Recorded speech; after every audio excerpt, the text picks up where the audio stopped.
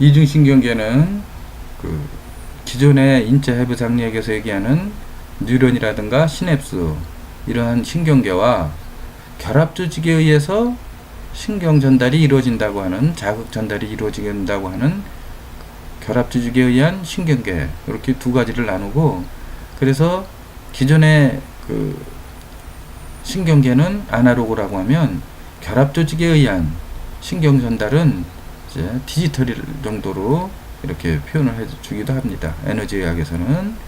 그래서 이러한 신경계 중에 이 결합 조직에 의한 신경계는 이 경락이나 경혈하고 개념을 이제 이렇게 매칭시켜서 볼 수도 있어요. 이것은 제 개인적인 추론입니다. 중의학에서 그렇게 얘기하는 것은 아니고요. 그래서 이러한 경락이나 경혈은 이제 에너지가 흐르는 통로를, 소통하는 통로를 경락이라고 하고, 경혈은 그러한 에너지가 모이는 정거장, 여기에서 이제 각 신체 부분으로 이렇게 분배를 해준다라고 이제 이렇게 생각을 했을 때 이러한 그 통로가 되겠고, 아유르베다 의학에서는 경락을 나디라고 하고 경혈을 이제 짜크라라고 하는데, 이제 경락은 12경락을 얘기하지만 나디는 72,000 나디를 얘기하고, 또 경혈도 이제 365개를 얘기하는데 짜크라는 이제 7개 짜크라를 얘기해요. 그래서 또 이것은 각각 이렇게 차이가 있습니다. 구체적으로 들어갔을 때는. 그러나 개념상으로 봐서는 맞습니다. 비슷한 유사한 개념이고요. 이렇게 해서 이제 몸과 마음 에너지 구조를 양자물리학과 중의학, 아유르베다계 의학에서도 각각 주장을 하는데, 그 개념은 비슷합니다. 비슷한 개념으로 가져가지고, 왜? 진리는 하나이기 때문에. 그러나 구체적으로 들어가서는 약간씩 차이가 있습니다. 양자물리학에서는 구체적으로 밝히는 게 없고, 중의학에서는 경락이나 경혈이라고 해서 이걸 구체적으로 밝히면서 여러가지 침이라든가 뜸이라든가 이런 것들을 통해서 치료에 활용을 합니다. 그리고 아유르베다 의학에서는 이제 나디, 뭐 짜크라 이렇게 얘기하면서 이것도 이제 마르마 테라피라든가 뭐 이렇게 얘기를 하면서 이제 급소를 자극하는 요법 이런 것들을 또 사용해서 질병 치유에 사용하기도 하고요. 자, 이런 것들은 이제 또 그 따이뜨리아 우파니샤드라고 하는 고대 그 베단타 학파의 우파니샤드에서는 어떻게 얘기를 하고 있느냐면, 이러한 인체를 구조를 맨 가장자리에 음식층, 물질층이 있고, 그리고 그 물질층을 연결해주는 생기층, 이제 에너지층이 있고, 또 그 안에는 마음층이 있다고 해요. 그래서 에너지층은 마음층과 물질층을 연결해주는 그런 고리 역할도 한다라고 하는 것이고, 에너지가 있어야 물질이 또 존재할 수 있는 거고, 음과 양의 개념으로. 그 다음에 이제 지성층, 그 다음에 환희층이라고 하는 것이 있고, 그 환희층까지 이 5개는 그 환희층 그 안에는 또 이 진정한 나가 있는데 참자, 이 참자를 이 5개 층이 덮고 있기 때문에 사람들은 이제 올바른 그러한 그 지식을 갖지 못한다라고 하는 것이고, 이것으로 인해서 사람은 이제 고통을 받는다라고 하는 겁니다. 자, 그래서 이러한 몸과 마음 에너지 구조를 이제 그림으로 표현해 보면, 자, 이게 몸이고 이게 마음입니다. 그래서 몸과 마음 이것이 합쳐진 것이 바로 이러한 몸과 마음의 구조가 되겠습니다. 그리고 요 가장자리에 나와 있는 것들, 요것이 이제 에너지죠. 요것이 에너지가 오라, 아우라. 요것은 이제 마음의 영역이라고 볼 수가 있고요. 자, 그래서 이러한 마음은 3층 구조를 하고 있다는 겁니다. 자, 표면적으로 드러난 의식, 요가 만누카 우파니샤드에서는 이거를 각성이라고 합니다. 그리고 개인 무의식, 요건 이제 프로이드가 주장한 건데, 이제 사람이 태어나서 경험을 쌓으면서 이제 그 기억 속에, 장기 기억 속에 저장되어 있는 이러한 무의식적인 것들. 그다음 집합 무의식은 이제 그거보다도, 이거는 이제 융이 주장한 건데, 이것도 정신분석 학자입니다. 그 개인 무의식은 개인에 한정되어 있는 것이고, 집합 무의식은, 이 집단 무의식은, 이것은 이제 모든 존재들에게 공통적으로 깔려있는 무의식을 의미합니다. 이렇게 이제 3개의 그 무의식으로 놓고 설명을 하고 있는데, 이것은 이제 참자라든가 이제 보편적 기질에 대한 의미가 되겠죠. 그래서 이것을 무슨 원리라고 그러느냐면 이제 집합무의식, 이거를 이제 융은 이 세상의 모든 존재들은 인연이 직접적으로 인과관계가 규명이 된 거를 이제 인연이라고 하고요.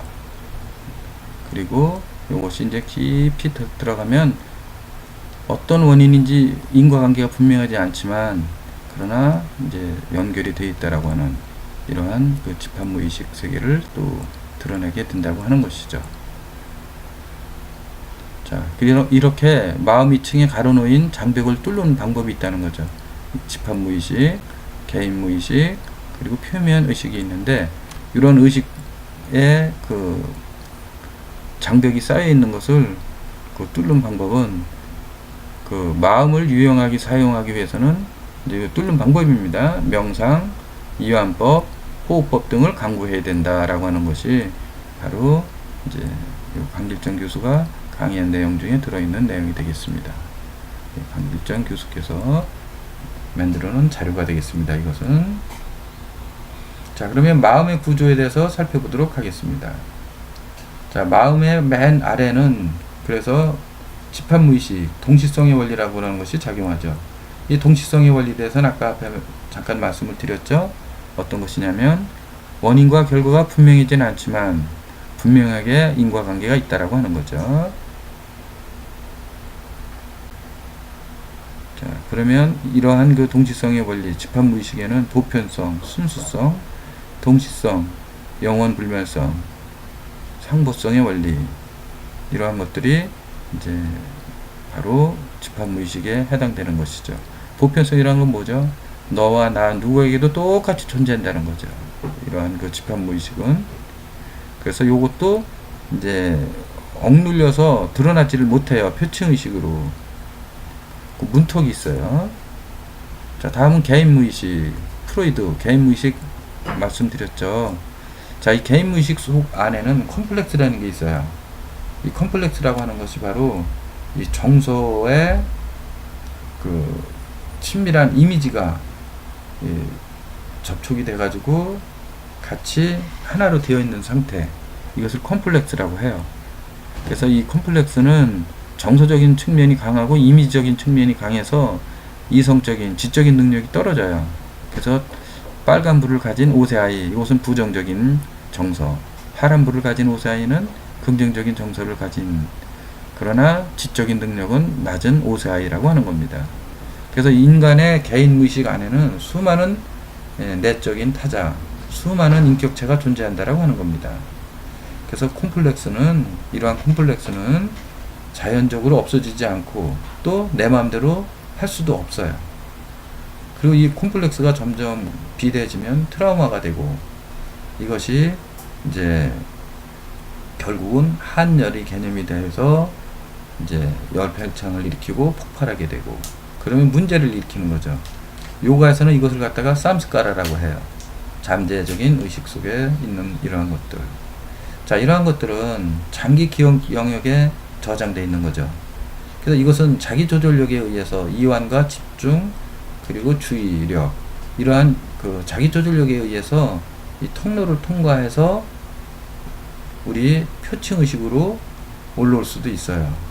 그래서 이것이 표층 의식으로 올라오게 되면 표면 의식입니다. 일단은 이제 뇌파가 베타파가 나오고, 그래서 이 베타파가 나올 때 이제 우리가 알아차리게 되고, 그리고 현상적 자아라고 하는 것이 있어서 본능과 초자아의 갈등을 조절해주는 이런 역할을 해준다라고 하는 겁니다.